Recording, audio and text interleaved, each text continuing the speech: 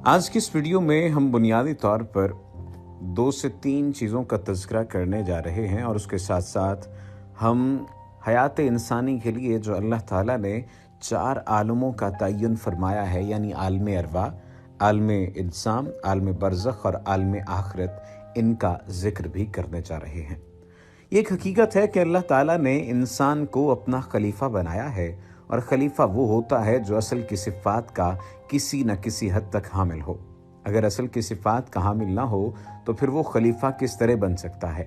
इसलिए ज़रूरी हुआ कि इंसान भी किसी न किसी हद तक अल्लाह ताला की सिफ़ात का हामिल हो। चुनांचे यही वजह है कि अल्लाह ताला ने अपनी तमाम सिफ़ात ज़ाती से इंसान को हिस्सा अता फरमाया है। अलबत्ता इलाही सिफ़ात और इंसानी सिफ़ात में फ़र्क ये होता है कि उसकी सिफ़ात लामहदूद हैं और इंसानी सिफ़ात महदूद। अल्लाह ताला समी है, हमें भी समात दी, बसीर है, हमें भी बसारत दी, अलीम है, हमें भी इल्म दिया, वगैरह वगैरह। इन सिफ़ात में एक सिफ़त हयात भी है जो अल्लाह ताला की अज़ीमुश्शान सिफ़त है। अल्लाह ताला अपनी इस अज़ीमुश्शान सिफ़त में से इंसान को वाफ़र हिस्सा अता फरमाते हैं।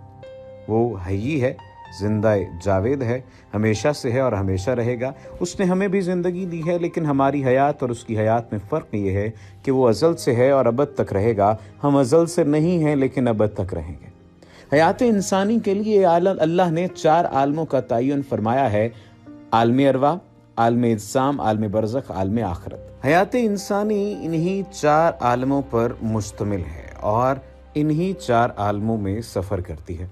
इसका सफ़र आलम अरवा से शुरू होता है और आलम आखिरत में अबद तक जारी रहता है। अल्लाह ताला ने जब हमें पैदा फरमाया तो अरवाह की शक्ल में पैदा फरमाया और जिस आलम में हमें पहल रखा गया वो आलम अरवा था। उस आलम को आलम अरवा इसलिए कहा जाता है कि उसमें मुजर्रद रूहें रहती हैं, वहाँ जिस्म नहीं होता। ये एक आलम बाला है और नूरानी आलम है। रूह पाक और नूरानी मखलूक है। आलमी इंसानियत के पहले फ़र्द हज़रत आदम अलैहिस्सलाम से लेकर दुनिया में आने वाले आखिरी इंसान तक की तमाम रूहें इस आलम में रखी गईं और उसी आलम में अहदे अलस्त हुआ। उनसे सवाल किया गया, अलस्तु बिरब्बिकुम, क्या मैं तुम्हारा रब नहीं हूँ? सब ने बला कहकर अल्लाह ताला को अपना रब तस्लीम किया।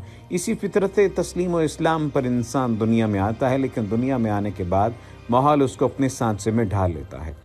इसी बात को हुजूर नबी करीम सल्लल्लाहु अलैहि वसल्लम ने यूं इरशाद फरमाया कि हर इंसान फितरत इस्लाम पर पैदा होता है, लेकिन बाद में उसके माँ बाप उसको यहूदी और नसरानी बना देते हैं। तमाम इंसानों की रूहें उस आलम में रहती हैं, फिर उस आलम से बतदरीज रूहें दूसरे आलम में भेजी जाती हैं, मुंतकिल की जाती हैं। ये दूसरा आलम आलम इज्साम है। इसको आलम इज्साम इसलिए कहा जाता है कि इस आलम में रूहों को इज्साम के ज़रिए ज़ाहिर किया जाता है। इस इंतकाल अरवाह का एक मखसूस तरीक़ाकार है जिसको विलादत कहा जाता है। पहले माँ के पेट में जिस्म की तख्लीक मट्टी से की जाती है। जी हाँ, मट्टी से। बज़ाहिर ये बात समझ में नहीं आती कि जिस्म इंसानी की तख्लीक मट्टी से किस तरह होती है, लेकिन ये एक हकीकत है कि जिस्म इंसानी की तख्लीक मट्टी ही से होती है। जो ग़िज़ा भी इंसान खाता है उसके फुजलात पेशाब और पाखाने के ज़रिए खारिज हो जाते हैं, लेकिन ग़िज़ा के जो असल और मुफीद अज्जा हैं, नमकियात, आयरन और फास्फोरस वगैरह, उनसे खून बनता है और खून से मादा मनविया बनता है और मादा मनविया से शिक्म मादर में जिस्म की तख्लीक होती है। इन तमाम चीज़ों की असल मट्टी है। इसलिए फरमाया गया है, हमने तुमको इसी मट्टी से पैदा किया और उसी में तुमको लौटा रहे हैं और इसी से तुमको दोबारा निकालेंगे। ये सूरह ताहा की आयत है जो कब्र में मिट्टी देते हुए पढ़ी जाती है। इसमें आलम अरवा के सिवा बाकी 3 अवालम की निशानदेही की गई है।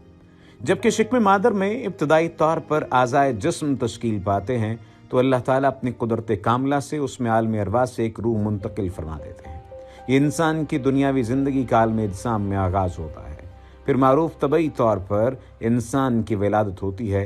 आलम अरवा से रूहों को आलम इज्साम में लाने का तरीक़ा अल्लाह ताला ने यही मुक़र्रर फरमाया है, यानी जिस्म के तवस्सुत से रूह को ज़ाहिर कर दिया जाता है, लेकिन ता दमे मर्ग रूह ज़ाहिर होकर भी पोशीदा ही रहती है। उसको सिर्फ अलामात ही से पहचाना जाता है और उसकी सबसे बड़ी अलामत यह है कि उसकी मौजूदगी ही से हमारे जिस्म की सारी मशीनरी कार फरमा होती है।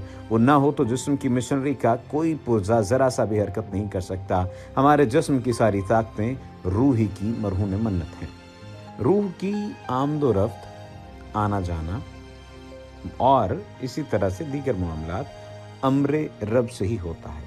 कुलिर रूहु मिन अम्र रब्बी, ये बनी इसराइल की सूरह बनी इसराइल की आयत है। किसी को इसमें मुदाखलत की इजाज़त या दखल देने का इख्तियार नहीं। दुनिया में जितनी मुद्दत रूह के क़याम की मुकद्दर कर दी गई, उससे एक पल भी आगे पीछे नहीं हो सकता। आलम इज्साम हयात इंसानी की दूसरी मंजिल है, यही आलम दारुल अमल है। आलम अरवाह में अमल का कोई तसव्वुर ही नहीं। यूँ समझिए कि आलम अरवाह आलम इज्साम का वेटिंग रूम है, जहाँ रूहें रहती हैं। ये आलम हम गुजार आए, अब इस वक्त हम दूसरी मंजिल में हैं। आलम अरवाह में रूहें मुजर्रद होती हैं, वहाँ जिस्म नहीं होता, लेकिन आलम इज्साम में रूह मुजर्रद नहीं होती जिस्म के साथ, बल्कि जिस्म के अंदर रहती है। इसलिए जिस्म को रूह का कफ से अंसरी कहा जाता है। यहाँ रूह गोया परिंदे की मानिद है और जिस्म उसका पिंजरा है, जो अनासरे अरबा यानी आबो आतिश और खाको बात से मुरक्कब है। इसीलिए शायर ने कहा है, जिंदगी क्या है अनासर में ज़हूर तरतीब, मौत क्या है इन्हीं अज्जा का परेशान होना। अब सवाल ये किया जाता है कि रूह की हकीकत क्या है। दुनिया में बज़ाहिर जिस्म कार फरमा है, हाथ हिलते हैं, पैर चलते हैं, मुंह से बोला जाता है, आंखें देखती हैं, कानों से सुना जाता है, लेकिन हकीकत ये नहीं है। हकीकत ये है कि दुनिया में रूह कार फरमा है। कान भी होंगे लेकिन सुनेंगे नहीं, आंखें होंगी लेकिन देखेंगी नहीं, हाथ होंगे लेकिन हरकत करेंगे नहीं, पैर होंगे लेकिन चलेंगे नहीं, आज़ाए बदन तो होंगे लेकिन होंगे खामोश। क्योंकि असल रूह है, वो होगी तो सब चीज़ें हरकत में आएंगी, अगर नहीं होगी तो हरकत नहीं करेंगी। रूह अल्लाह ताला के एक फैसले का नाम है। इससे ज़्यादा कुछ भी नहीं कहा जा सकता, और इससे ज़्यादा और ना ही तो सोचा जा सकता है, ना ही सवाल किया जा सकता है। इंसान के पास जो इल्म है वो बहुत ही कम है, बल्कि दिया ही नहीं गया, जबकि रूह को समझने के लिए ज़्यादा इल्म चाहिए, जो मखलूक की शान के लायक नहीं है। हुजूर अकरम सल्लल्लाहु अलैहि वसल्लम मदीना मुनव्वरा से बाहर किसी गैर आबाद जगह पर सहाबा कराम रज़ी अल्लाह तआला अन्हुम के साथ चल रहे थे। करीब ही यहूदी आबादी थी, उनके मजहबी उलमा इकट्ठे बैठे थे। उन्होंने आपस में कहा कि वो नबूवत का दावेदार आ रहा है, उनसे रूह के बारे में पूछते हैं। उनमें से जो समझदार थे उन्होंने कहा कि मत पूछो, ऐसा ना हो कि और बेइज्जती हो जाए। लेकिन अक्सर ने कहा कि नहीं, पूछना चाहिए।